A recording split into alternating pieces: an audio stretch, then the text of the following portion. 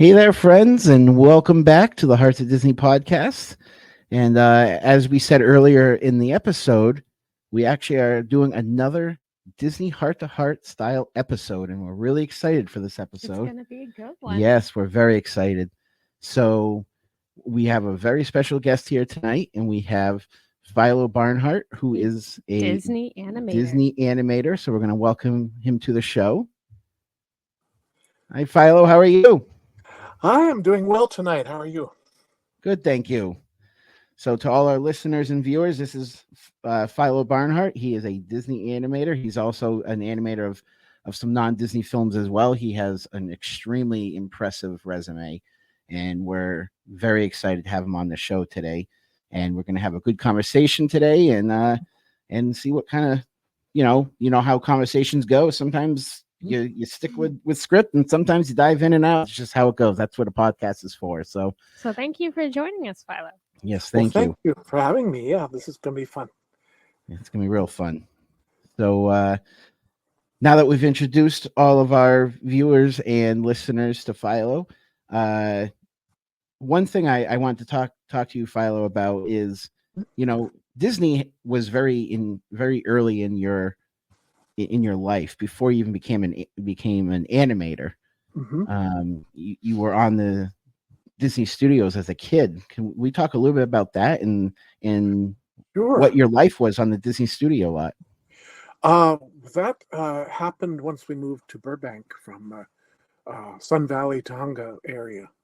I was born in Los Angeles, and at the time, my family lived on Mount Washington.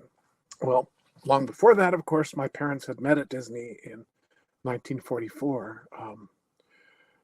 My mother was there first in 42, and then my dad joined them in 44, the same year they met each other. So he just kept seeing this beautiful woman in the commissary every day, sitting with her friends, having lunch, and he finally got up the nerve to go and sit right across from her one day and flagged her down at where we all clocked in and out, which was down by the guard shack when you come in the studio from the parking lot.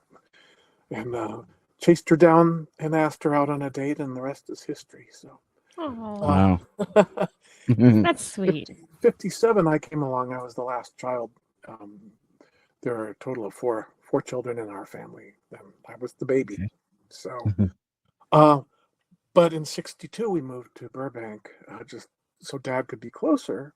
He could even elect to walk to work if he wanted to. And Wow. didn't always happen, but sometimes he would. If he didn't have to carry anything into the office, he would walk up there. So as soon as I turned about 7, he said, how would you like to come up and meet your dad for lunch? I said, that would be great. What do I have to do? He'd get visitor's pass, and I'd go into the little office that was just ahead of the entrance to the studio, and they'd give you a backstage pass, and you'd go in, and he would meet me halfway at the start, and then I got good at remembering how to get to his office, so I was just allowed to come up on my own, so unsupervised. But had many wonderful lunches, and met a lot of the animators. They met me. If you were a kid, you were in danger when you walked through there, because they would grab you and pull you into their office and thread up their moviola or whatever they had to show you, and try out their rough animation on you to see what you thought, because they knew their audience. Yep. Yeah. And I was just amazed. Of course, I wasn't a very good judge of the quality of things. I was just in awe of Yeah. seeing anything, in its rough form. So It this sounds is like a great way to grow before up. it's finished and painted. It was just amazing seeing the pencil lines come to life. Wow.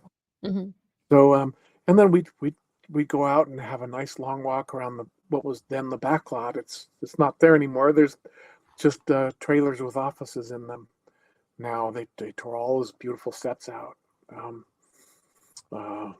Just the Zorro set is now the Zorro parking lot. So Wow. but there were all kinds of sets you would remember. Yeah. Um, what was that? North Avenue Irregulars? Wasn't that one of their later movies? You Yeah. know, after Walt passed away. It was Susan Clark, I think was her name, and a whole bunch of people. Barbara Harris. North Avenue Irregulars, I think that was it. Well, that church was there.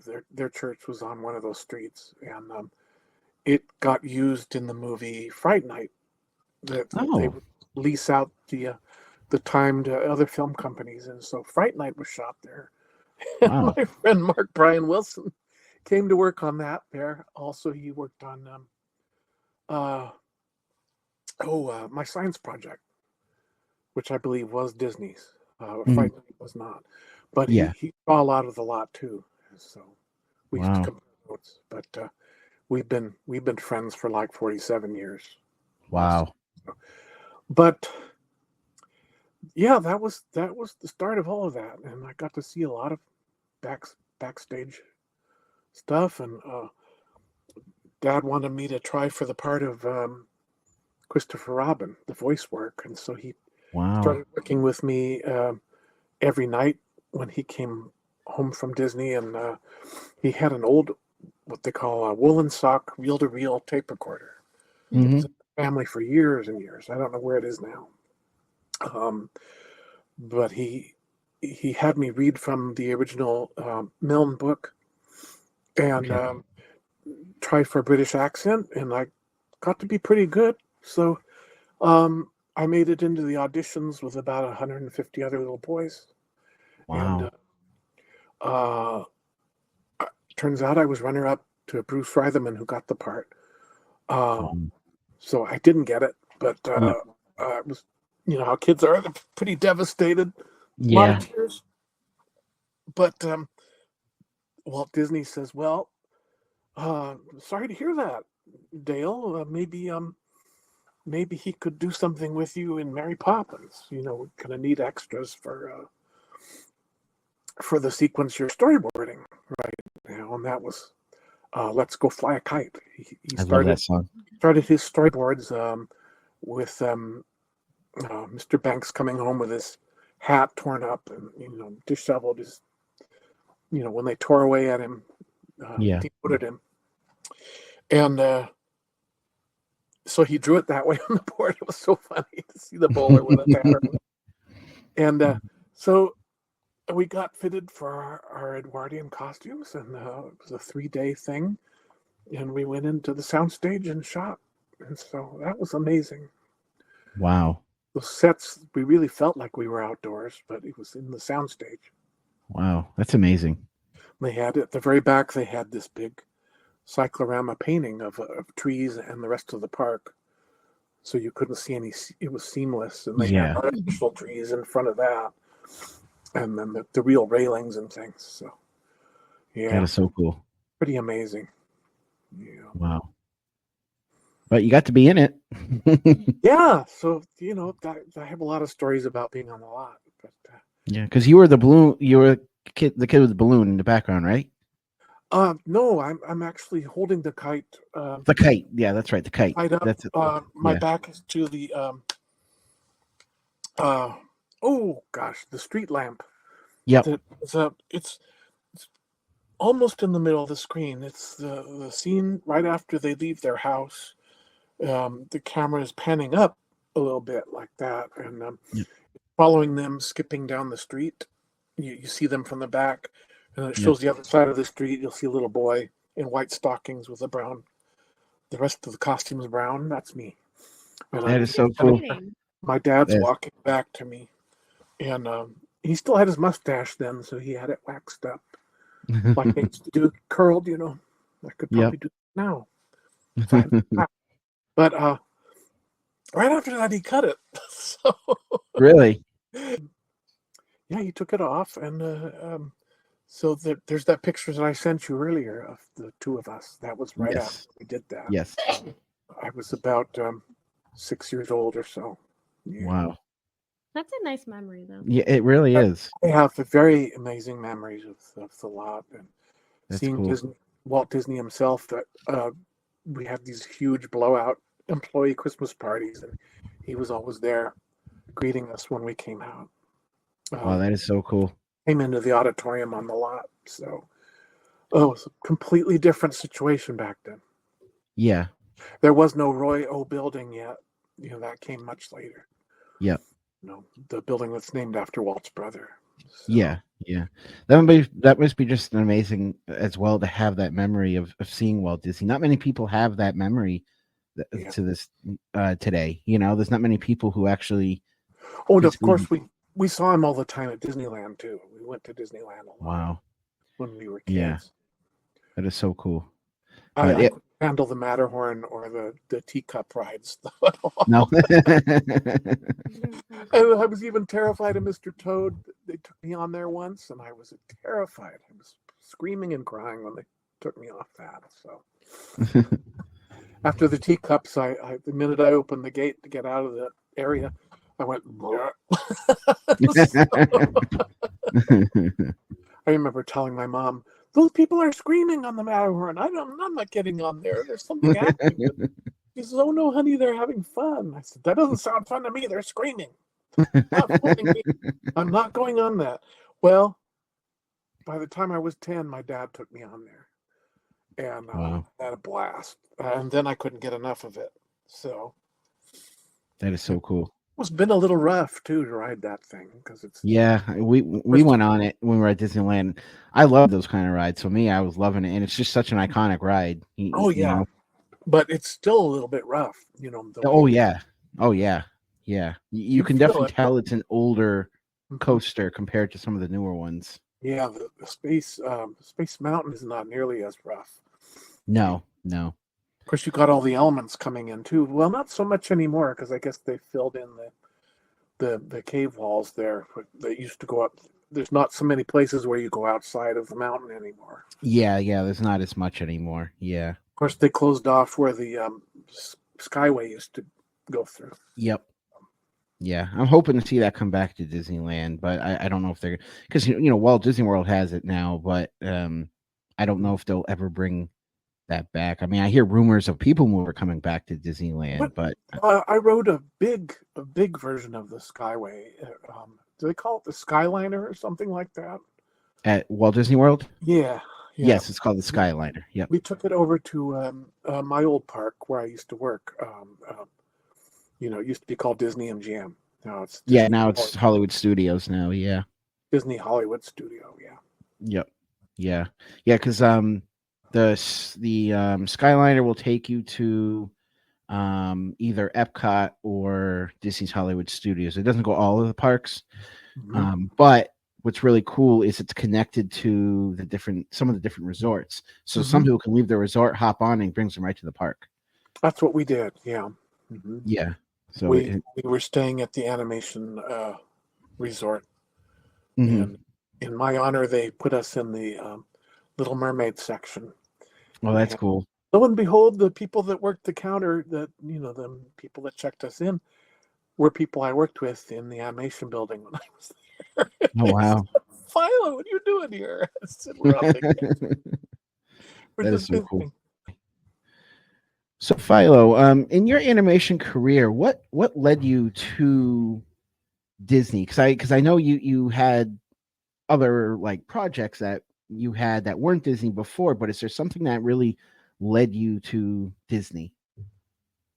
Well, of course, I knew all the films because I'd seen just about all of them. Being the son of Disney artists, we got access to those things. They used to let us borrow the films for free. Employees could borrow the 35 millimeter prints for free. Wow. That's a nice perk. Borrow a projector and bring them home for birthday parties or whatever they wanted to show. Wow. Show them for, and got to see a lot of the films that way. And of course on re-releases, which were in those days were every 7 years or so for each film. So I of course loved them all, and when you're a kid you buy that stuff as real. You don't think of them as being made by another person, but you're so invested in the stories. The way they do the storytelling is There's nothing like animation for that kind of Mm, thing. Best way to tell a story, I think, especially if you're trying to reach children, give them good morals and things. Uh, exactly. but what really got me interested was uh, seeing what other people were doing, like uh, the Yellow Submarine was released in, I believe it was 68 or 69. I can't Yep. remember now. But was very inspired by that, and saw live action film, which really got me going. 2001: A Space Odyssey, around that same time. And both films, I went home and drew everything I could remember, um, including the gag from 2001: A Space Odyssey of the zero gravity toilets. He's reading the instructions. Dr. Floyd is reading the instructions for how to operate the toilet in space. I just got a kick out of that. But I felt like I was really in space. I was mesmerized. Wow. I found out later that was a lot of those model shots were actually photographs of the models that were manipulated in animation. Wow. By means of animation by Doug Trumbull, who later became my boss on Star Trek: The Motion Picture. That's a story for later. Yep. Turned out to be my first film, but That's cool. really, I was just dazzled by Yellow Submarine. I was in love with the Beatles anyway from 1964 on, when they came to America the first time, and Hmm.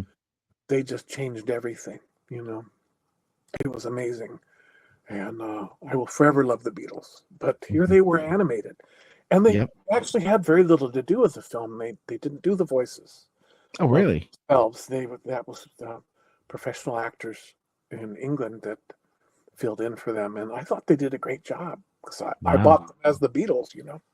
Hmm. Certainly the songs were theirs, but what really set me off was the style. I was a big pop art fan when I was a kid. I had Hmm. blacklight posters all over my walls, even on my ceiling. I ran out of wall space in my room, but I just loved that stuff. The psychedelic things. So here here was a version in full animation. I said, "Wow, this isn't the Disney films, but I really like it." Yeah. You can do anything with animation. So I started, doing drawings of things that were like Yellow Submarine, and I got really into it. And then my friend uh, Christopher Sands and I started collaborating on our own film ideas. They were pretty wild. We won't Hmm. get into that, but he and I went to visit um, some seasoned veterans. Oral Pepley, she was a ink and paint lady from Disney days. She was Hmm. running her own ink and paint service at that point, and we went to visit her. And she says, "Oh, I know your folks," and so we sat and talked to her, and she inked a cell for us while we were there. And Wow. we started to think maybe this is too lofty an ambition, for us, because we don't know how to ink. I would never be able to ink that. Well, they were just getting into Xerox in those days, so Yeah. as a means to get the drawings onto the cells, and suddenly you could see the spontaneity of the animator's drawings, because a lot of the construction lines and things were left right on the drawing.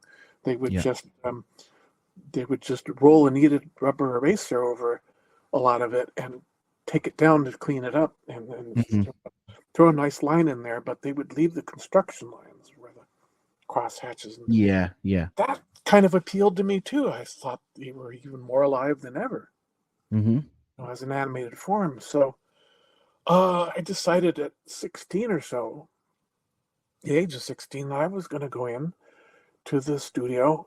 So I told Chris, I'm going to see if I can get an appointment with Dad's old friend Andy Ingman, Hmm. and see if he'll see me and give me some tips on what I need to do to prepare to apply for animation when I'm old enough to do so. They're not going to hire a 16-year-old, obviously. They may have back in Walt's day. I think Floyd Norman was probably 17 or 18 when he started, but Oh, okay. Yeah. unbelievably young. But what a talent there. Yeah. But yeah, Floyd's known me since I was knee high to a grasshopper. So, Oh yeah. but That's cool. yeah, so I went in to see Andy and showed him my so-called portfolio, and such as it was back then. But I'd already started drawing imaginary people in costumes. I loved doing costumes. I got that from my dad because Yeah. he was always putting people in clothes and weird costumes and things. Yeah. And I got interested in that too. So I did a lot of costume design and things like that. So I put that all in and did the best I could with, drawing hands and people in general.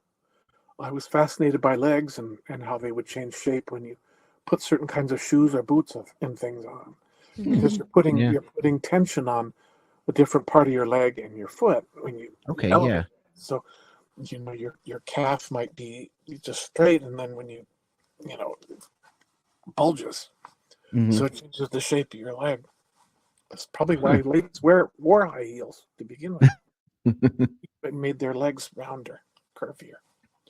So I was a weird kid that way. I was observing that stuff, and that's a good thing because Yeah. Exactly. going into animation, you need to observe everything around you, how things move, how everything moves. Yeah. There's secondary motions, the way people's hair moves and their clothing, any drapery they have on. Everything has a equal and opposite reaction. So a lot of the time we would film real people in costumes so we could see just how their clothes were going to move. Like Aurora in Sleeping Beauty, you see her dress reverse, wrap around her, and then reverse the other way. When she would twirl around and then stop, the dress keeps going, and her hair does too. So that's all Okay. secondary Yeah. motions. Those are called secondary motions. So this is all the stuff that Andy Engman was telling me. He says, well, as you get into it, when you get into school, try to get some life drawing in, and maybe even some anatomy classes if they offer them. And I said, oh, that's good. I hadn't thought of that. He says, keep doing your gesture drawings from life, but really start making a study of how people go together, and it helps, for example, if you know what the bones are doing in the hand. So that's the reason they look like that on the outside. Mm-hmm. So I said, yeah. So, and then I left there and I started questioning myself again. Are you sure this is turning out to be a little lofty, a little too lofty for you? So I kind of set that aside. I thanked him for his time and all the information, and I did keep studying, but I thought, well, uh, that's that. So I got into courses at UCLA studying for product advertising and design. And the way the industry was then, we were actually working with clay and acrylic and things like that to make user-friendly bottles and boxes and things like that for the product to come in. So they were always, is user-friendly the word I want to use? I'm not sure. But soap was going liquid, for your laundry and so on. So they were having us design bottles and all kinds of things, all kinds of products, and then the graphics to go along with it. So, which served me well in Disney years later. After animation, I went into consumer products with the company. That's a whole other story too. But so I thought, this is what I'm going to do. I'm going to, I'm still doing art, which is what I want to do. I would I didn't care what it was at that point. I just wanted to keep doing art. So my dad was working at Hanna-Barbera by then. This is 1977. And he said, he comes home at night after work and says, hey, guess what? They're they're going to start a class for in-betweening for television production. And I think it's on the 2 nights during the week that you're not in school. He says, would you like to try it? And I said, you bet.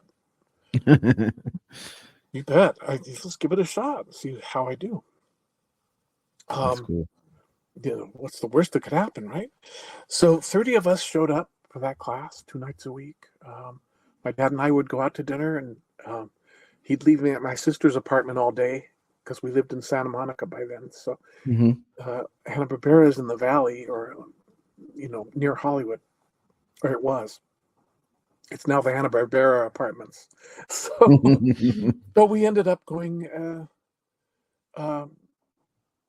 in for those 2 nights every week, and I learned how to in between, and that's supplying the drawings between the animators' extremes. And the animator gives you a chart on the side of his extremes to show you just how many drawings and how far apart they should be between the two. So you learn how to do all kinds of timing that way, and then you also learn how to make an exposure sheet, or the exposure sheet in that case was already made for you. So you just had to account for everything by supplying those extra drawings. And then, so we all 30 of us were hired from that class. And we've been friends, lifelong friends ever since. That's cool. We all got hired and started to rejuvenate the industry from there. All of those people that went all over the industry, including myself. But there were another 17 people that trained after that in another class. And of course, I know all of them too. So, great deal of them have passed on already, since 1977. So it's been a lot of water under that bridge. Wow. But so as time went on, I went to work for the offshoot from Hanna-Barbera, Ruby Spears. They were the guys that had created Scooby-Doo for Hanna-Barbera. And they struck out on their own. And I did a couple seasons with them. This was 78, 79 by then. You worked on Scooby? The 13 Ghosts in the 80s. 13 Ghosts. Oh, wow. By then I was in the design department, so that's what I did.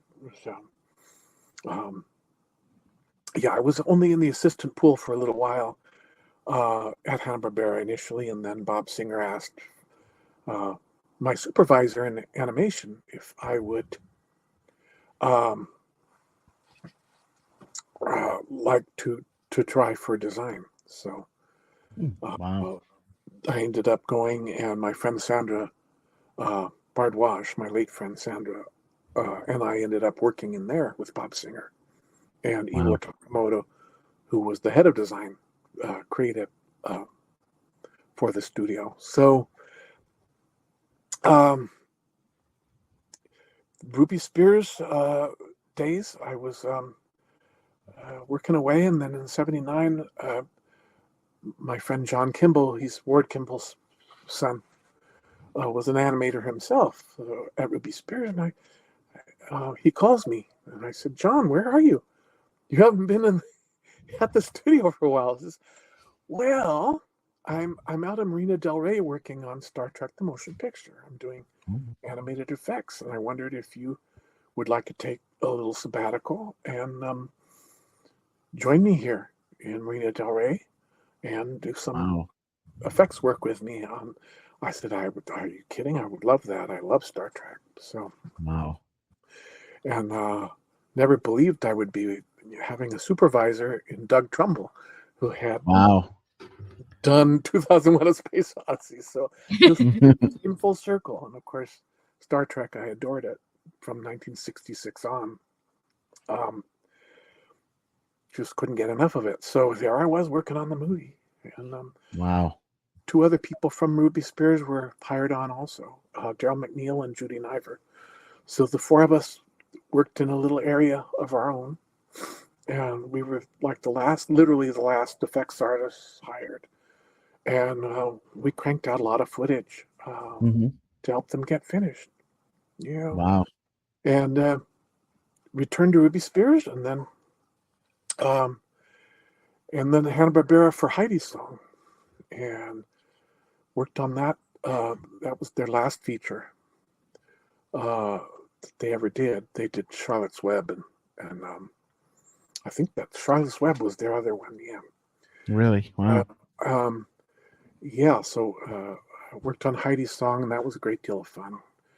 But then we got the word that Don Bluth had split apart from Disney and taken, about 30 people or so with him, maybe not quite that much. Yeah. But they were starting to make their own film in Studio City. And I said, wow, well, I live in Studio City. So I made an appointment to go see them. And they said, we love your line quality, and but you need to understand how things move, because your pencil test shows that you're moving things in parallel lines, and everything moves in an arc. And I said, I didn't realize, you can impart a lot of information to me, I'm sure. They said, that's great to hear, because if you'd like to work with us, work on that, we'd love to have you. So there I was, working on Secret of NIMH. Secret of NIMH. That's a good movie. And they just completed working on the animation for Xanadu with Olivia Newton-John. Yeah, Wow. there's an animated segment. It turns out Jeff Lynne, that wrote some of the songs. There were 2 songwriters on the film. He says, if I don't care if you find that song clunky, if my songs all have to stay in the film, or I'm pulling everything. So the filmmaker said, oops. So they asked Don if he would animate it. And Don says, what's I going to do with this thing, But it turned out fine. He was inspired by the wizard's duel in Sword in the Stone. Where the characters change, become other animals, and then finally they become humans again. Yeah. They're miniaturized, and they're on a rose which folds around them at the end of the song. So it's called "Don't Walk Away." So there we were. So I got to see Xanadu too. That's cool. But we got to see it with the dancers from the film, and I met Sandal Bergman, who went on to play Red Sonja, and she was in the first Conan the Barbarian, I believe, too, or was it the second one? Wow. But anyway, with Arnold Schwarzenegger. Anyway, I'm digressing again, but not a problem. So there I was at Bluth's, and that went on for about 4 years. We made Secret of NIMH, and then we went right on to Dragon's Lair, which was a groundbreaking kind of a pioneering thing for arcades. And they were just making lasers to power the machinery to play the game, store the game, and access the game. Yeah. And these discs were only one-sided, so there was one glossy side which contained the information, and the other one was flat metal. And these things weighed a ton. So when you took the disc out of the machine, it was so hot you'd literally burn your fingers. Really? Wow. And it generated so much heat. That's probably why initially the machines were breaking down a lot, and which drove the arcade owners crazy, because they had people in there fixing them all the time. But they were busy a lot, and a lot of people pumped quarters into those things. So followed that up with Space Ace, and then finally Dragon's Lair 2. That's so cool. That's when Disney came along and said, we were in between games, and they said, how would you like to come and work on Winnie the Pooh and A Day for Eeyore? Your dad told us about you, and that you need some work at the moment. So I said, I would love to do that. So I would go in and work at their facility. They were in Burbank also. Rick Reiner Productions. They were subsidiaries of Disney at the time. And that was in 83. The film, I believe, came out in 85 or so. Yeah. so that was my introduction, and then back to Hanna-Barbera for a while. Did a lot of things, and then in '84, the last 9 months of the Black Cauldron, they needed people, so I went over there Wow. and saw there were still a lot of my dad's old friends still working there on the project, and got to see them all the time, and ended up in Milt Call's old room and with two other people, Jesus Cortez and George Sakara, who of course became my friends also over the years. But that was a zany time. The last 9 months of the production, and we just cranked it out. And we'd have cap gun fights and things to blow off steam on the old sets on the back lot. They were still there back then. That was '84, and the film came out in '85. So then I was back at Hanna-Barbera again, and did a lot of Smurfs and 13 Scooby-Doo, and just a lot of things. The Galtar and the Golden Lance, the Pawpaws, the little 3-inch bears. Yep. Kind of Native American bears. That's so cool. But I was kind of hoping to get the idea of a grown-up Johnny Quest going. So they instead later, after I left the last time, they actually have him as a little boy again. So they just did a whole new series of that. And we got around to doing a second season of Jetsons. They only had one season when they were new. Oh wow! Believe it or not. Wow. Season Flintstones had a lot of seasons. You know? Yeah. In fact, the first show I worked on at Hanna-Barbera in '77 was Super Friends, and that was season 5. So. Oh wow. '78, I was doing design work on Godzilla, and Hanna-Barbera's Godzilla, and Yogi's Space Race, and Galaxy Goof Ups. You know, that's so cool. Star Wars had just come out and everything was going space age. But So from there it was goodbye for a while, because I went to Filmation. George Sakara says, let's go to Filmation and apply. And so he and Ben Burgess and I went over there, and we got hired by Bruce Strock, who was our supervisor there, to be key assistant animators on Pinocchio and the Emperor of the Night, and then Snow White Happily Ever After. Oh, wow. That was at the time Filmation closed their doors forever. So I was literally the last animator in the place. The building dark except for my little cube, and I worked with Jeff Patch, the editor, and John Howley, who was the director of the film, repairing things that weren't working, and there was a lot to do. But in the meantime, so the three of us were just working on getting the film finished.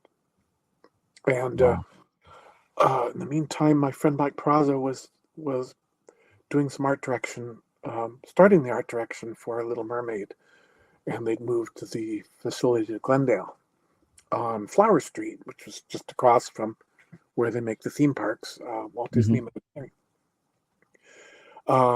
They were all housed in a trailer across from the main building there, and because the building was full of Oliver and Company people, so had to have their own space where they could focus on Little Mermaid. So he called and he says, yeah, I heard about the raw deal, you got. So I think maybe now's the time. I know you love to draw girls. I said, yes, I enjoy. One of those weirdos that enjoys drawing human beings. They're probably the hardest thing to draw in animation, and have them come off looking normal, Yeah. So come on in and see John and Ron, and we'll find out, what's what. So I went in and I showed them the stuff, and they they played me some of the track, and I said, wow, this is like the way, this is the kind of movie I always wanted to make, and everything was so serious, you know. Up until then, I said, I've always wanted to make a fairy tale with music, like they used to make here. And Yeah. they said, yeah, we want to do that too. So I said, how do I get on this movie? You know. So they determined that, I should come on in. And so I walked out of Filmation, and the following Monday, I started, that was Monday, October 29th, 1987. Wow. I walked right into Mermaid. That The is rest so was awesome. history. I just That is kept so going awesome. with Disney. I kept going with Disney until 2003. Wow. Wow. By then, Wow. in 91, I went over to consumer products. But, Mm-hmm. From late 89 to 91, I was out in Florida working at the Disney MGM, which is now Hollywood, Florida. Yep. Yeah. It was one of the animators under glass out there. Yeah. Yep. Okay. Yeah. Yep.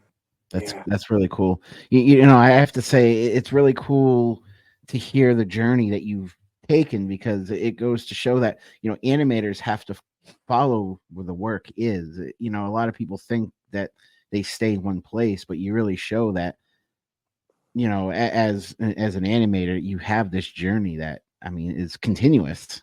Right. Yeah, it was very nonstop. There was never a lull in between all of those things, you know. Maybe what you'd consider a mini vacation, but then things started right up again. Yeah. Especially with the seasonal work for television, you know. Yep. Because at the time we were being laid off, you know, temporarily, all the writers and the people doing storyboards were already working towards. Right. So it didn't take long at all. Yeah. That's really cool. Yeah. So I want to kind of give the viewers and listeners because you mentioned a few of the different movies and different projects you worked on. I want to give them a good overview of the different things you've done for Disney. Like you've mentioned the Little Mermaid. You've also one we didn't talk about. I know you were also in Beauty and the Beast, right? Yes, that was the last one I did before moving over to consumer products. But actually, I did consumer products for it by then. So, oh wow! So it was like working on the film, but I didn't have to make the move anymore. You know. Yeah. That's really cool. Yeah. Was there any there was a few other Disney projects you've done as well. There was right, the Black Cauldron, you said. Rescuers Down Under. Right. I love Rescuers Down Under. Oh, thank you. I enjoyed it too. It's one of my favorites. I love that one. Yeah. And then there was countless little films we did for Epcot and for Euro Disneyland. Sometimes while we were in Florida too. But I did some work on Epcot before I left California. Through Dale Bear Animation. Okay. And we had some films, little films of Atlas, the god that holds up the world, in the Living Seas Pavilion, and I got to work on all those. And we did scenes of Figment, cartwheeling and things like that. Yep. It would be little windows that would open up as you went through the attraction. And they were all animated by hand. That was our stuff too. Our son loves Figment. Like, he every time we go, he's like, "Can we ride Figment? Can we go see Figment?" Yeah. Well, I guess he's been downplayed a bit since then, but it almost seems it kind of downplayed, and then it almost seems like they're trying to bring him back a little bit, because now there's a Figment meet and greet again and things like that. So it almost seems like they want to try, and there's been rumors that they might kind of refurb the Figment attraction, because it's really been untouched since it's, you know, it's had a few refurbs here and there, but a lot of the video and everything is Right. some of the older version of it. Well, it's funny because you hear some people go, "Who's Figment?" And I go, What do you mean? Who's Figment? like Yes, what? I've experienced that many times. Yeah, yeah. But I mean you've worked on some very iconic different Disney movies and shows and Right. things. It's definitely been a blessing. I mean, I couldn't wait to get to work every day. I mean, Yeah. it's always nice to have a job that you love. So Yeah. It's almost like not a job. It's like, wow, they're paying me to have fun, yeah. Yeah, right. Do you? Some of it was very labor intensive, to be sure. Oh But yeah. I can imagine. for the most part, we were just having a blast, and we'd find ways to blow off steam. We did zany stuff like having Moose Day at the studio, where everyone moosed their hair up and used dyes on that. Had a contest. We had blowout Halloween celebrations, where That's cool. not much work got done on those days. We just had our costume contest, and that kind of went on for half the day. So That's I cool. mean, been there. Yeah, but, that's cool. And the young animators were pretty zany. They used to dress up Sean Keller as a gorilla and one of those hideous rubber gorilla masks, and he would wear the furry suit and everything. And he'd go hide somewhere in the studio while we were making Mermaid. And other young guys would go out after him with a pole and a rope, and they'd find him and tie him upside down on the pole. And he'd be, ooh, ooh.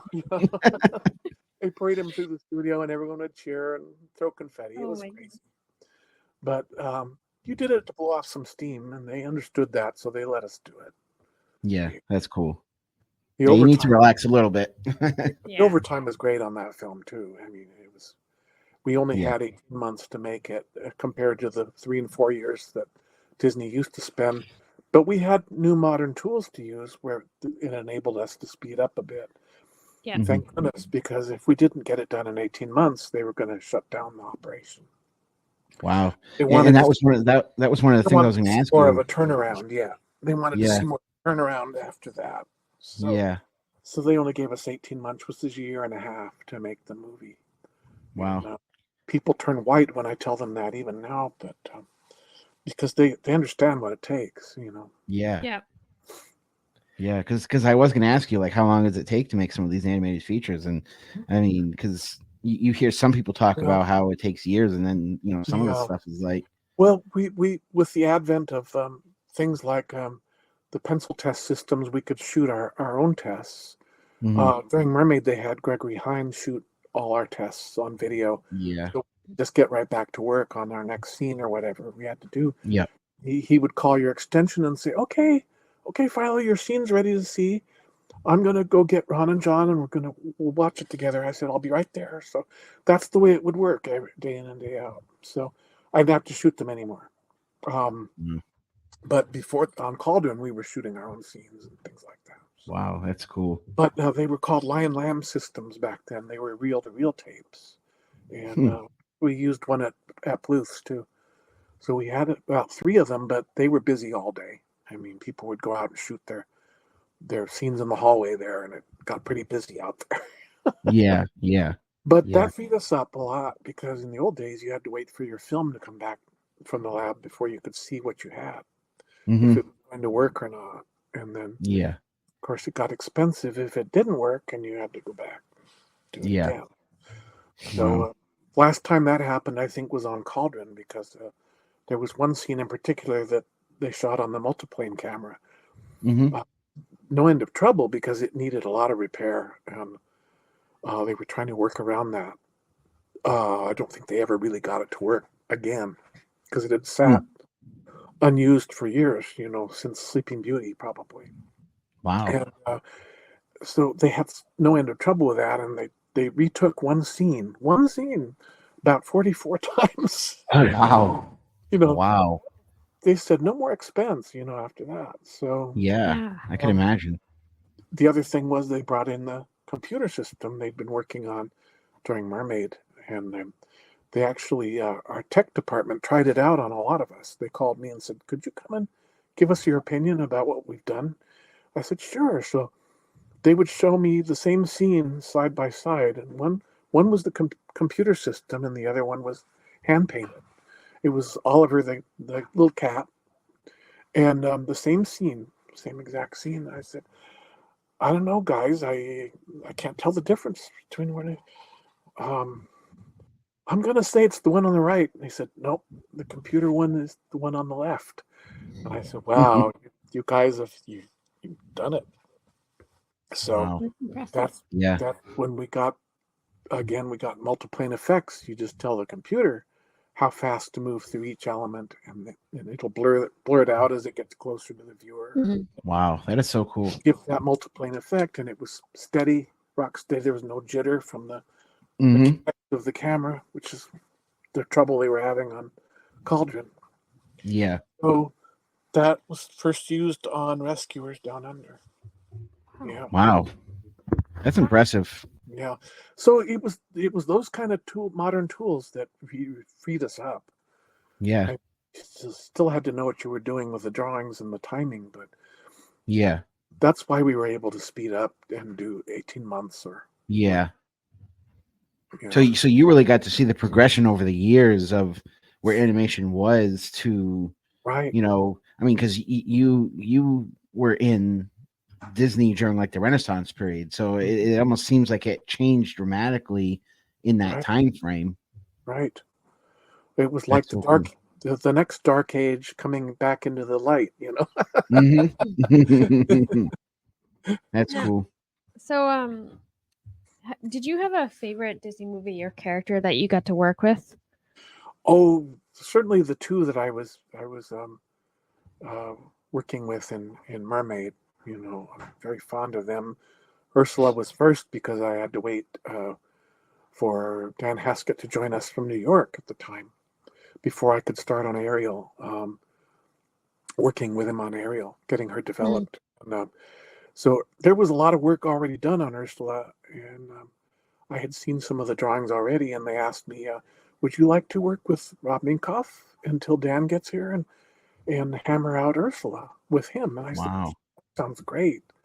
And then, of course, we'll hand off to Ruben Aquino when he comes off Oliver and Company, and he was the lead animator on that character. So I said, this sounds terrific. So we did walk cycles of her, which were really funny, where she was walking it's a profile walk. She had the octopus lower body, and it was violently, contracting, standing to propel her. We looked at footage of real octopuses doing this, and I said, that is the strangest thing I've ever seen. Well, you guys did a great job. She's great. We thought let's give her a violent up and down thing, so we have an elbow thrust walk like that. And she had this determined look, and she was slightly leaned forward like that. And at Daly's that first time, somebody yelled out, I don't remember who it was now, stop ringing that bell. I'm coming. Well, like you she guys was did angry. a great job. Somebody was bugging her, and she was angry, and she was angrily going to the door. So, and Max the dog. Oh boy. I'm digressing, but I have to tell you, the young animator, I'm blanking out on his name right now, but great animator, just starting out. He got a hold of that dog and made it wonderful. That wonderful character. He is. The scenes of him in the water, splashing around, he felt like a wet dog.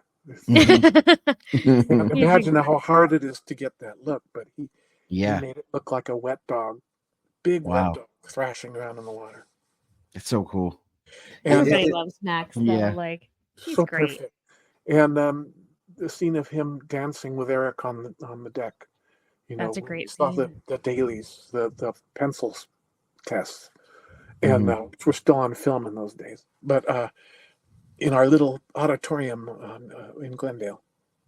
And Tree Seidenbach from the back of the theater, she says, couldn't we ever marry the dog instead? Everybody bust That'd be funny. But working with Ursula was great. At that time, we were finally moving across to the main building in the empty half. They'd moved everyone to the front section, which is where we all ended up eventually too. But they would move each production through the buildings, or the trailer in the buildings. As they were up and coming. They had already started on Lion King by the time we were getting ready to leave. Oh, wow. Our end of the building after we moved there. So over we moved, and I was going to ask the receptionist, her name was Dizney Heart, how we could allow people to visit us while we were starting Mermaid over there. So I went to ask her, and I said, D.I., you're Pat Carroll. There she was in the lobby reading a trade magazine that we kept on the table there. She was reading. She looks up and says, yes, I am. Who are you? I said, my name is Philo Barnhart, and I'm doing you. I'm working on you. And she laughed, and she says, then you come over here and tell me all about it. So I ran over, and she says, what was your name again, dear? I said, Philo. She said, that sounds Grecian, is it? I said, yes, very good. Well, tell me, Philo, what is it you're doing with Ursula? And I said, oh, we're just finalizing some things with her. The dialogue scenes we're doing are probably going to be cut. But we're trying to get a feel for how she's going to move and how, her face is going to look and so on. How her hair's going to work. And she says, well, as you know, I'm here to re-record. And I said, I had a feeling because it was the first sequence we tackled and it wasn't going well. She was getting too histrionic and angry with Ariel right off the bat. So she says, well, I'm here to re-record, the first part. And I said, I figured as much. She goes, would it help you if I gave you my take on her? And I said, that would be a tremendous gift. That's cool. So she says, well, don't laugh, but I see her as this great Shakespearean actress who died under the sea for some reason. That's so cool. Okay, so like in the song, it's body histrionics and not, hollering, That's cool. So, as a side story, in fact, Ursula was going to be Ariel's aunt originally. They were a family, and I always thought that maybe Ursula got turned into an octopus because they were like untouchables. It's like her punishment for trying to overthrow Ariel's father. So it ended up being used in the Broadway show instead, but we did away with it in the movie just for reasons of storytelling. I was gonna say, it's funny you say that because they went that route in the live action. Right. And I was like, but why is she an octopus? Like, I need that backstory. I always thought there was an untold story, that Triton punished her for trying to overthrow him by turning her into a half octopus. But the other part of you goes, why is he punishing her? What happened? Because he's her brother, Yeah. So that's actually in the show. Yeah, because I was watching the trailer for Mufasa that's coming out, and I'm watching the trailer. I'm like, oh, okay, Mufasa's not that innocent. Like, now I get it. Yeah, that's right. Yeah, it's nice to have backstories. Yeah. As compared with a animated feature where you're trying to keep the running time down. Tighten it up. You can get away with more on the stage or with a live action film. Yeah. The live action film was like two hours and something. It was much longer than our film. Yeah. Oh yeah. But so I thanked Pat Carroll very much, and about that time, Bill Dennis, our administrator, came out and gave me a look like, "What are you doing here?" And don't you have something to do.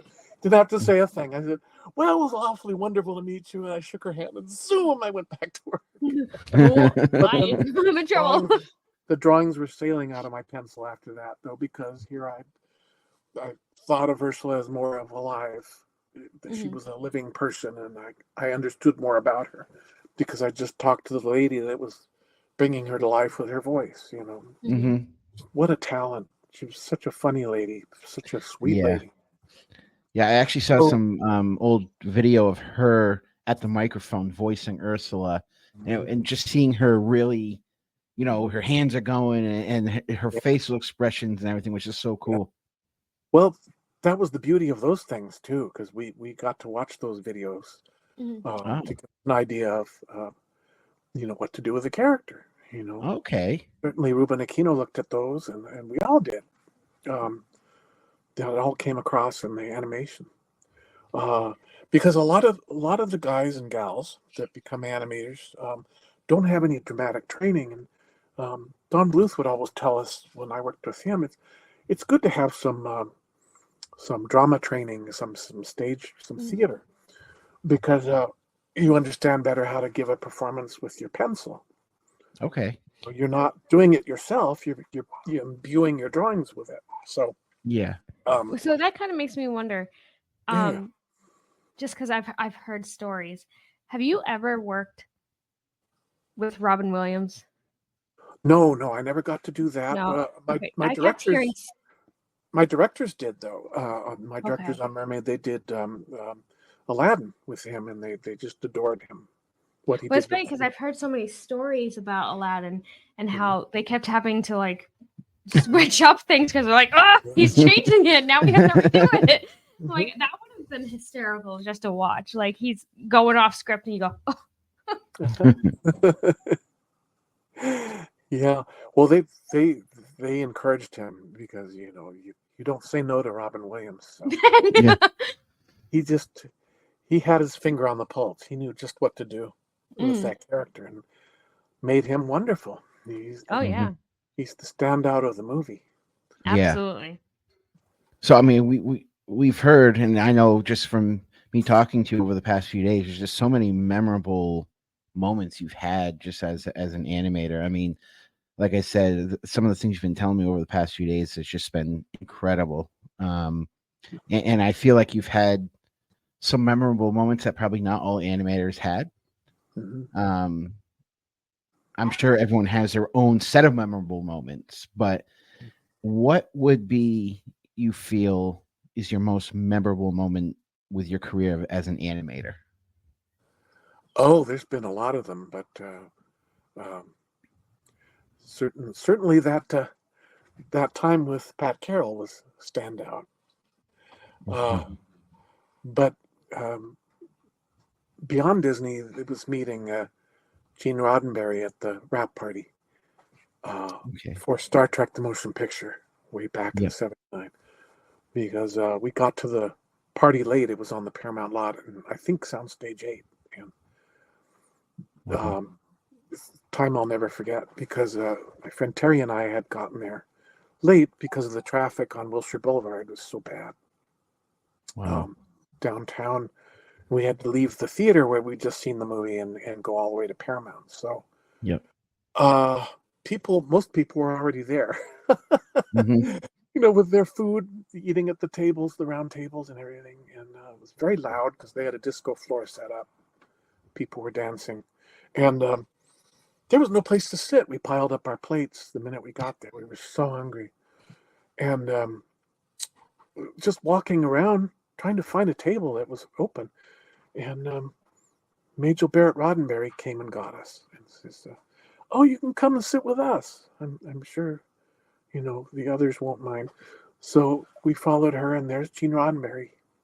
Wow. Husband, creator of Star Trek. And I sat next to him, and Terry was on my other side, and then on her other side was Grace Lee Whitney, who played Yeoman Janice Rand in the first season of Star Trek. So, cool. She appeared in the movie too. She was the transporter chief in there. Okay. Still called Rand, but she asked me if I wanted to dance too that night, and I said, "Honey, I got 2 left feet." I knew I couldn't dance. And she's turned to Terry and says, "Well, how about you?" So the two girls got up and danced. Terry's never forgotten that either. But there were two instances of those standout kind of things. Yeah. Probably a lot more, but meeting Ray Bradbury was another one of those things. But Yeah. that was at one of his plays, and the Martian Chronicles. It was showing down in Los Angeles at the El Rey Theater, I think it was called. Mm-hmm. It was on stage, and Terry and I decided to stop and go to see the show. So we didn't know that he was there that night, but he came in to meet a busload of fans from Oregon who had come just to see the show and to meet him.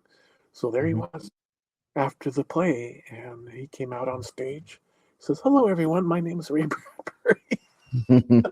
We got to line up, wait in line, and meet him, and that was wonderful. I said, "I'm doing a treatment of your short story, The April Witch, from Golden Apples of the Sun." And he said, "Really? I'd like to see that." And I said, "Is there an address I can send you my samples?" He said, "Sure." So he gave me his office address. And I sent him some Xeroxes of what I was working out. And we became friends. That was in 79. Wow. Also 79. Yeah. So. That's cool. Yeah, I've had, lots of famous friends and encounters like that. So. Yeah, I mean, that in itself is just memorable. So, yeah, so cool. I miss his wisdom. Yeah, very much. Yeah. So, in what ways do you feel your animator career has really blessed you? And I know you mentioned a few, but maybe there's something you haven't mentioned or you do want to mention? Like, yeah, how has it really blessed you over the years? Oh, well, I love to be part of the storytelling process. And as I said before, it wasn't work, it was play every day. It's one of those things where you just can't wait to get up and get dressed and have your breakfast and get in there and get working, That's amazing. And the people you encounter day in and day out are wonderful, and everyone uplifts each other. And I just never had any experience like that until I got into the business. So yeah. it was just it was being blessed every day. That's so cool. Yeah. It's cool you get to experience that because not everyone can say that. People took care of you and they stuck up for you, and we stuck up for each other. It's like a family. Yeah. So over the years, I know you've mentioned a few things about, going into some of the parks and things like that. Have you go to the parks frequently, or once in a while, or do you not go at all anymore? As a family, we went quite a bit because back in those days they were using ticket books, so we were off to Disneyland whenever we had time as a family. And I think we still had a stack of ticket books left after all is said and done. They lasted a long time. But my parents used to bring stacks of those things home. I don't know if I have any anymore because my things are still out in California in storage. Oh, I haven't okay, been able to touch them for years. Have you been to the parks recently? I mostly go to Florida. Okay. We have friends and family out there still, and my housemate here, his brother lives out there, and we go and stay with him, and we go to the parks.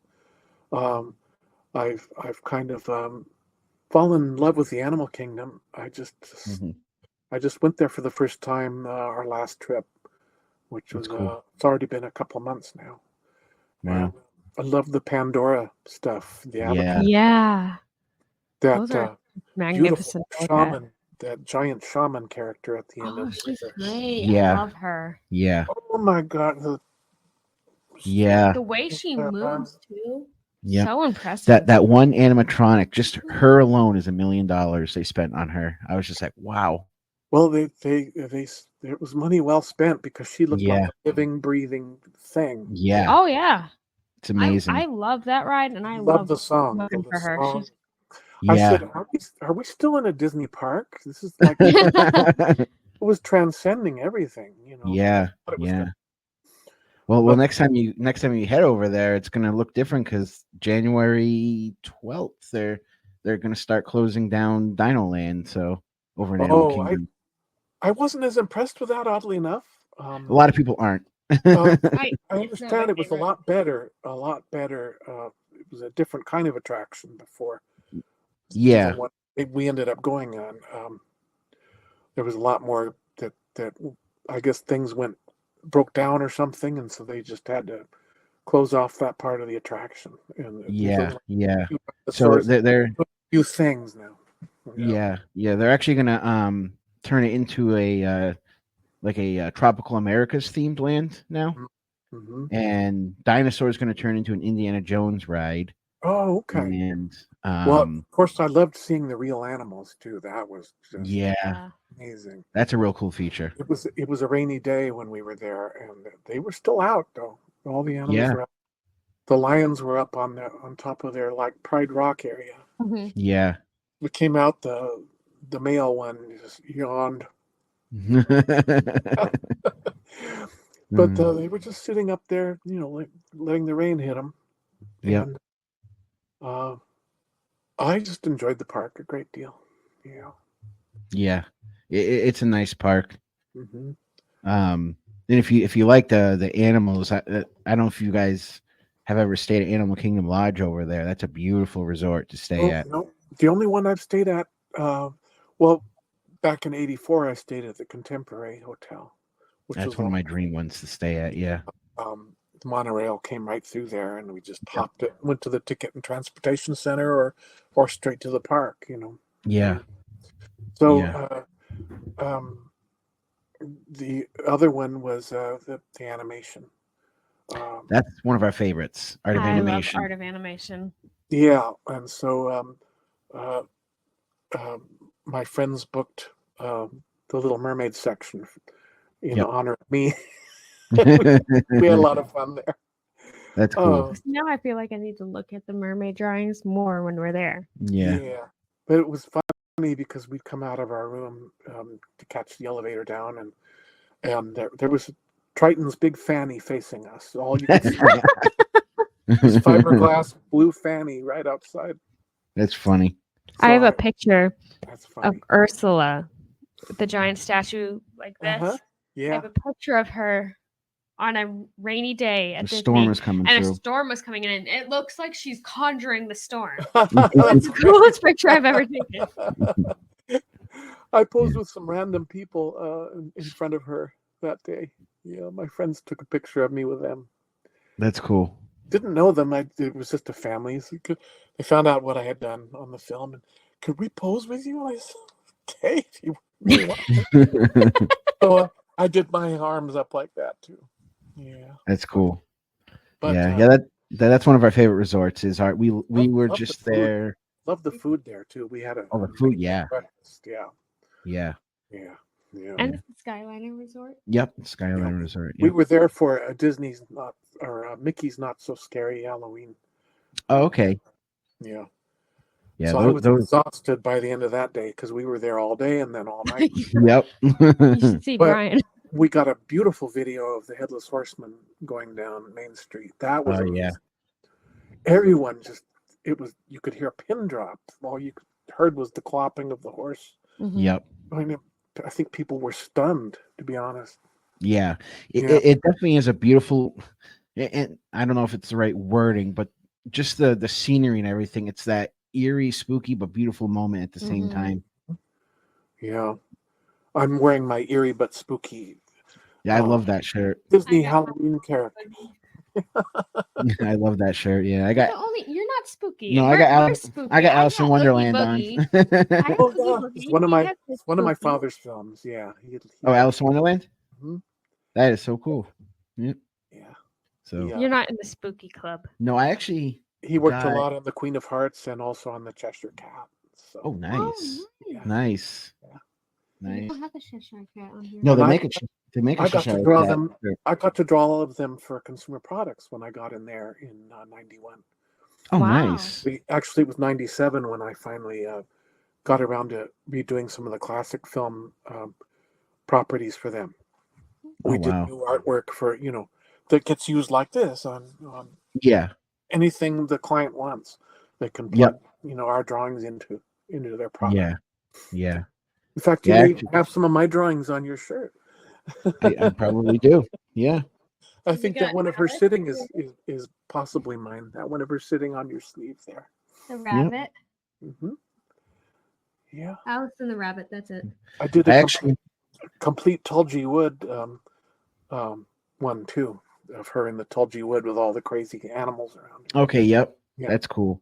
Yeah, Yeah, this is one of the Roosevelt shirts that we were talking about earlier. This is right. a Roosevelt Well, one. they frequently use my drawings from consumer products. Yeah, That's cool. my That's really portfolio. cool. Yeah, I'm looking at him right next to the rack's right in front of me, and Mhm. I'll show him one of your favorites. Hold on. there's one that I have that I love. It's a blue one, and it's all the sketches, like it's all this sketch. Oh yeah, I have that one as well. Uh-huh. This one right here. Yeah, that's the same one I've got. Yeah. Yeah, I love that's one of my favorites because I like that sketch look of Yeah. things. You know.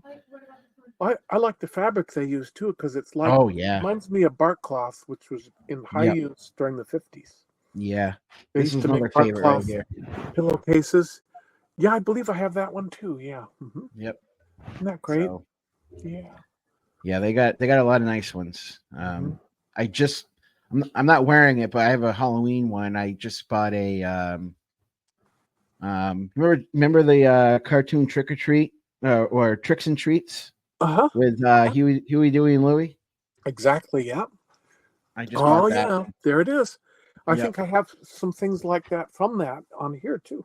You probably Yeah. do. I Yeah. have some Halloween classics. Yep. Yep. Mhm. You definitely got Halloween classics there. I also yeah. have a Headless Horseman one too that has I Katrina. went to get that one and it was already sold out. That was a beautiful one. Well, mine is not a Roosevelt's. It's a different company, but Oh, okay. Yeah, because Roosevelt did a Headless Horseman really one. nice. Really nice. It's a Chinese company actually. Yeah. Oh, okay. So the most of those are polyester too. Yeah. China, but Yeah. I also like when they're 100% cotton too. Mm-hmm. Yeah. Um, Yeah. I'm very when I'm in the parks, I'm very noticeable because I'm usually wearing very,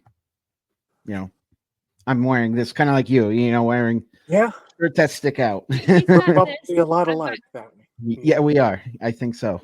He's got the Roosevelt's. I wear the Crowned Athletics. The Crown Athletics was like they Yeah, do they're Disney good. style athletic stuff They're good that too. a lot of yeah. the women wear.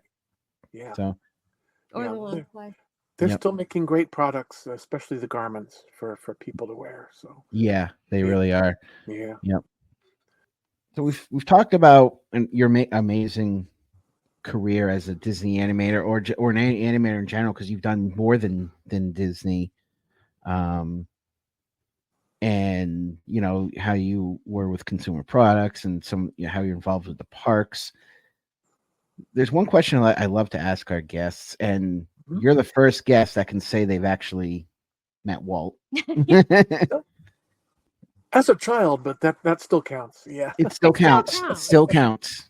Listen, I didn't get to meet him. So you got one up on me. But one Pretty much thing, I was in awe and couldn't speak, of course, most of the time, but yeah, because I just Yeah. adored him. So yeah. I've never met him, but I adore Walt. I'm always reading about him and everything. Well, I have something you might like to see. Just give me a moment. Okay.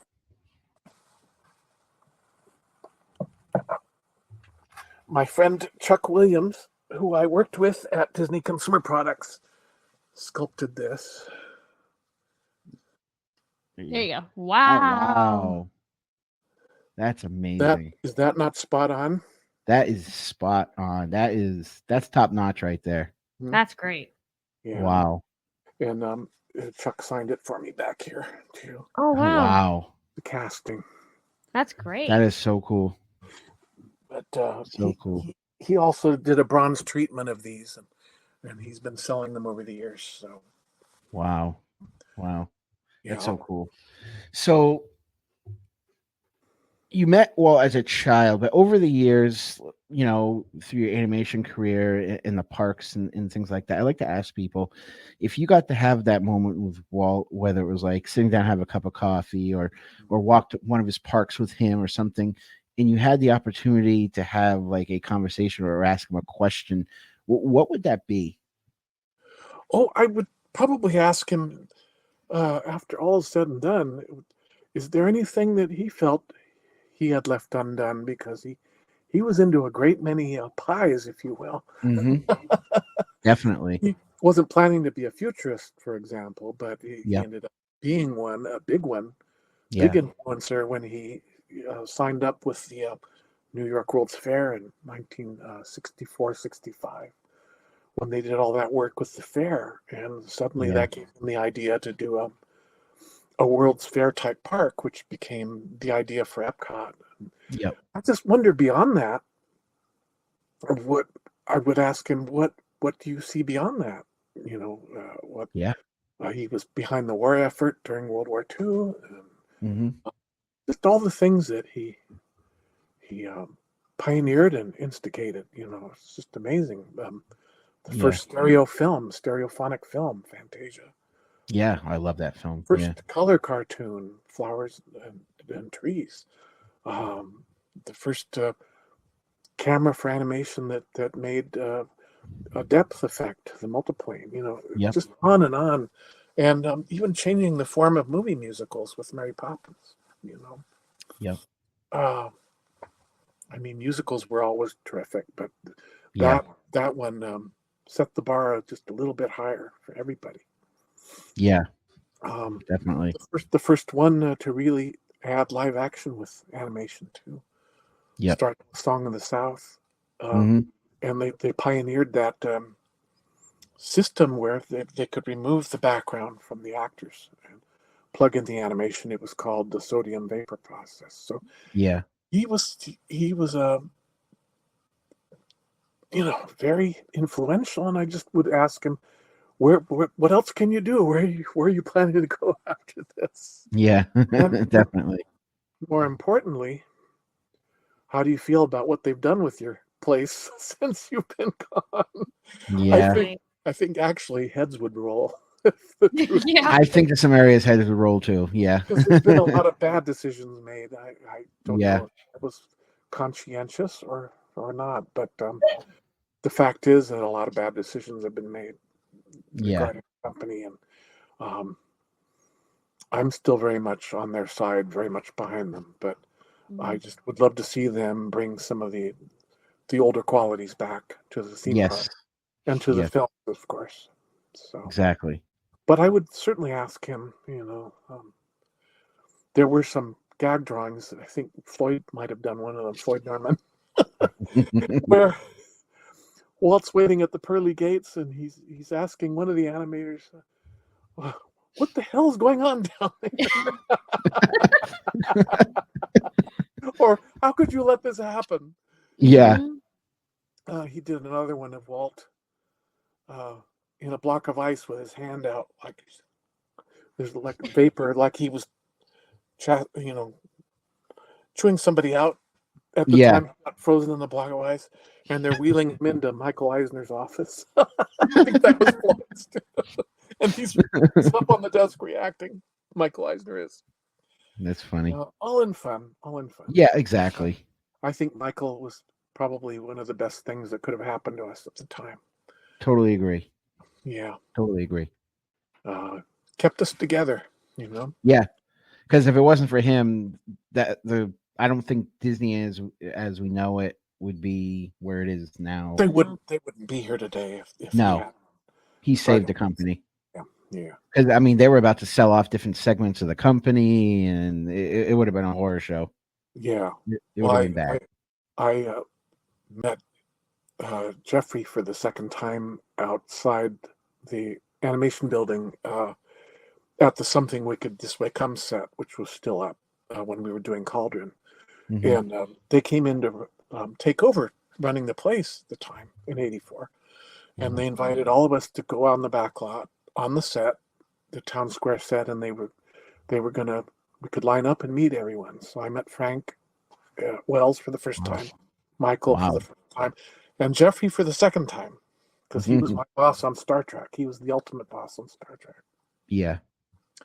So I reminded him of who I was, and later on Mermaid, of course, he said,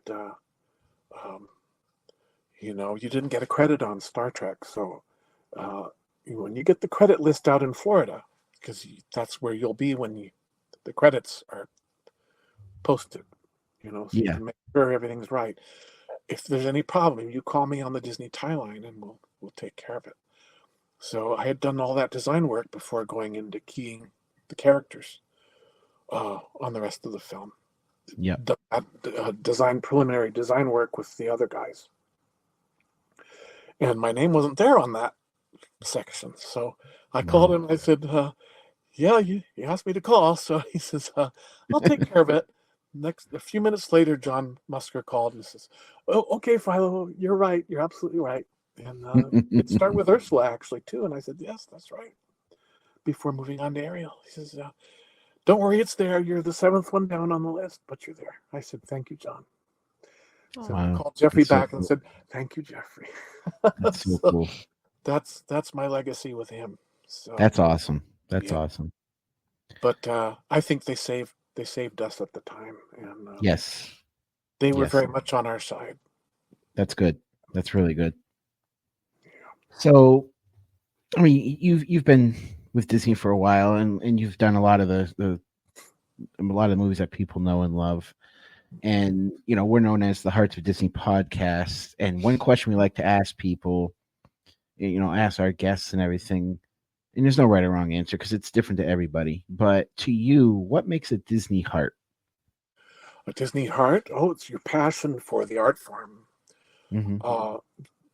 It's a totally unique way of storytelling, is the animation format. Yes. Which spawns everything else. It spawns the theme parks and everything else. It's all connected back to the animation itself. Absolutely. If you have a passion for that, your heart is in the right place, I think. And that's your Disney heart. Yeah. Absolutely. Passion for storytelling, especially the fantasy stuff. Yep. Can be done so well in animation. Absolutely. I love it. Great stories too. Great morals. Oh yeah, yes. Not just for kids, but for adults too. Exactly. Yep. Totally agree with that. Sometimes you stop and think while watching one of those movies, oh my gosh, what have I done? It's time to change my tune a little bit. Yeah. Definitely. But yeah, I mean, and Philo, it's been an honor to have you on our show. It really has. Thank you. And I always enjoy going down memory lane a little bit. Yeah. Well, we enjoyed going with you. Yeah, I'm so glad we got to go down memory lane with you because you just have so many amazing, stories of your journey, and I'm sure there's so many more that could take, be a whole nother podcast. It's just amazing. There's new things coming up too. We're not done yet. So yeah, I'm still helping my friend with his Broadway show. When the economy gets a little better, we're going to start on that again. And cool. I've got made a new friend at one of the last conventions that's getting me interested in working on some theme park ideas for Illinois. So really, okay. I'm right at the border of Illinois here. Okay. And Wisconsin also. Call me up when you do the Broadway. That's my area. Yeah, she loves that. Yeah, I love Broadway. I've already done some animation for him. The characters will be broadcast on the stage with the real actors. So that is so cool.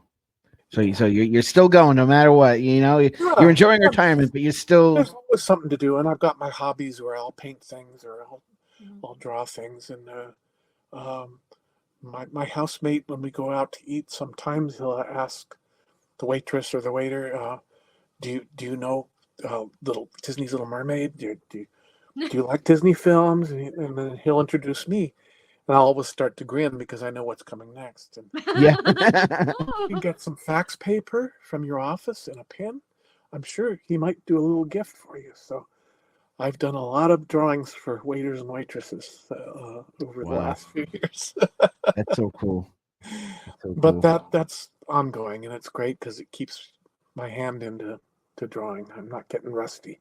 So good. Yeah. Right now, I'm painting skulls for Halloween. You're painting what? What is it? Skulls for Halloween. Oh, Oh, there you cool. go. I'm aging some skulls. They're gleaming white and they're a little too perfect, so I take them and I age them. Oh, Yeah. nice. Okay. I use a camel colored paint and some stains and things, and Yep. That's so make cool. them look like they belong in Pirates of the Caribbean or something. There you Perfect. go. Yeah. That's my go-to area too. I love pirates. That's so cool. So to all our listeners and viewers out there, definitely go out and admire Philo's work. I mean, his work is everywhere. I mean, like he was just talking, even possibly on my shirt. I mean, it's in the movies, Mhm. it's in the consumer products. It's But he has. on fabric at Joanne's Fabrics too. There you go. I mean, his work is found everywhere, Yeah. and it's been an honor to have him on the show. And he's done, like we mentioned, a lot of movies that we all know and love from Disney, from Little Mermaid. He's done The Rescuers. The Rescuers Down Under, Beauty and the Beast. I mean, there's a whole wide range, and then there's other classics that you all love that may not be Disney, like Secret of NIMH. I mean, Love that. Star yes. Trek. Yes, here's my little lady from that. Mhm. Oh, I love her. Mrs. Frisbee. Yeah, Wow. this is a Love modern printed. It's a 3D print. Yeah, Oh, cool. Wow. get any size you want. That's so cool. Yeah. And definitely also go out and check out, because I know that he goes to some of the different conventions. So he's maybe coming to some areas that you're in. Make sure you go out and say hello. And You can also find me at Facebook at Philo Barnhart Art. yes. Yeah. And I we have a lot of will put post- all go ahead. I have a lot of my work posted there, and I try to keep people abreast of the shows by posting about those too, information. Yes. Yes. So to all our listener viewers out there, we'll make sure we'll post his link below down in the show notes, so that way you can go and click, and it'll bring you right to his site that he's talking about now, so you guys can see his work. And like I said, his work is really everywhere, but this link will bring you directly to some of his work that he's doing as well. So Philo, it's been an honor. We loved having you on. Thank you. Thank so you. much. It was a lot of fun for me too. Thank you. And one thing I like to end the show with our guests is, if there's, let's say there is a someone that wants to become an animator, they're young and they want to become an animator. Do you have any encouraging words for them to pursue their animation career, coming right from an amazing animator? Oh, well, thank you. Sure. Like I talked about earlier, what Don Bluth said, getting some performance experience is very good. It makes you well-rounded for giving a performance on paper. And singing helps too. Believe it or not, any of the liberal arts that could lead you into doing some animation, doing gesture drawings on your own. That's those are quick studies of people moving around, or animals, if you prefer doing animals. That they certainly get animated too. I used to draw my cats, Siamese cats, when I was a kid. In repose, how they looked curled up asleep, and my parents had some of those drawings saved, I guess. But yeah, and how things move, you can get that from doing gesture drawings. I've had friends that take their sketchbooks to ball games of all kinds, like baseball and basketball, and they'll do quick sketches of people laying up the ball or batting the ball or pitching the ball. You can get a feel for the way things move and behave, and get yourself some life drawing when you get into high school and college. And even if they don't do hand drawn again, there's still the digital, and I think it's important to be able to draw it first.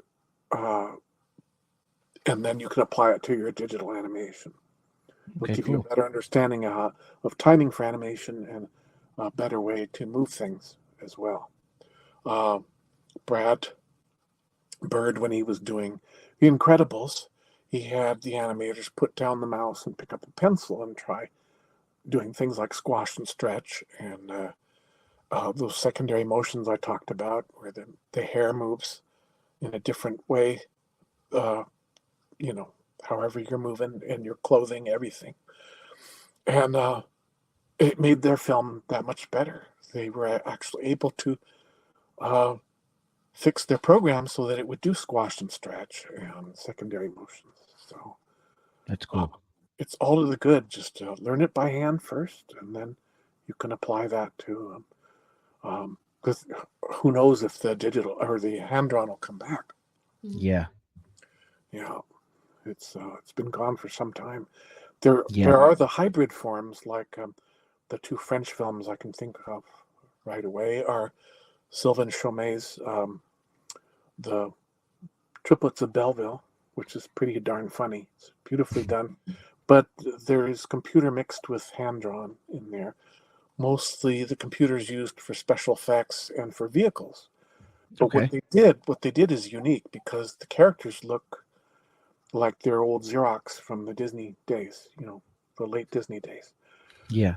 When they were Xeroxing on the cells, that they gave it a look like they're Xeroxed. Even though it's digital, and they're able to rubber stamp their characters into crowds and have it look digital, and the devices and the vehicles look like they've been Xeroxed as well. So they Wow. did that on Triplets of Belleville first, and then the Illusionist, Mhm. which based on a screenplay by Jacques Tati, who was considered the chaplain of France back in the 50s. And this was an unused screenplay that he had written. It was kind of autobiographical account of his relationship with his estranged daughter. And they made a great animated film. It's touching and it's funny at the same time. Those are considered hybrid forms. And then Klaus, you might be familiar with more recently, the Netflix production that Sergio Pablo created. And that is hand drawn, but it looks like a digital movie because they found a way to light the characters and render them. So it's rendering done over hand drawn animation. That is cool. Pretty cool. And Yeah. a lot of people thought the computer did everything. Nope. The animators did it. That's cool. So that's the kind of thing I like to hear about. Yes. Like to see more of that, and that will keep hand drawn animators busy again. Yeah, I'd love to see Disney bring back some actual hand-drawn animation back. It doesn't have to be everything, but I'm a big fan for the actual hand-drawn animation. Well, actually, Paperman from Disney, that was hybrid also. Okay. And the short film, and also the Spider-Verse, Into the Spider-Verse. Okay. Yeah. That there's a lot of hand-drawn mixed with digital in that. That's why it looks that's cool. I see that though. Right. It's a combination of the two. Yeah, that's Which really is cool. Great look. It doesn't look like anything else. It's Yeah. Yeah. Really cool. That's the stuff that I'm hoping to see more of in the future. Yes, I agree with you. I'd love to see my friends get their work back again. Yeah.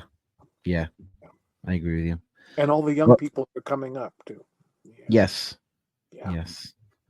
Well, Philo, thank you again. And it has been, like I said, true honor to have you on our show. You have changed the world with animation. Your animation has come into people's homes and brought happiness to many people. Well, I'm glad to hear it, because that's the end goal. Yeah, I mean, you as the animator, I'm sure you bring happiness to a lot of people through your animation, but sometimes, I don't know if, like an animator like yourself, if you know how much happiness you bring to some people, because some Well, people, your I'm finding movies have that out. changed people's lives. I'm finding Mm. that out with the shows I go to, because I Yeah. have countless people come by all day and say, Yeah. thank you for my childhood. And I say, you're Yes. entirely welcome. Yeah, you have changed people's childhood. You've changed people's worlds. You've changed. I mean, they could be going through a rough situation, and if it wasn't for animators like you, they wouldn't have that. Yeah, May I say, like, getaway right. to out of whatever situation. And we're just so happy animators like yourself who stuck with it over the years, because we know as an animator it may not be always easy because you have to follow the work. Well, You know. if we're delighted with what we're doing first, it's certainly going to affect the audience later. Yes. Yeah. So If we love it, then almost surely people are going to love it. yes, yeah.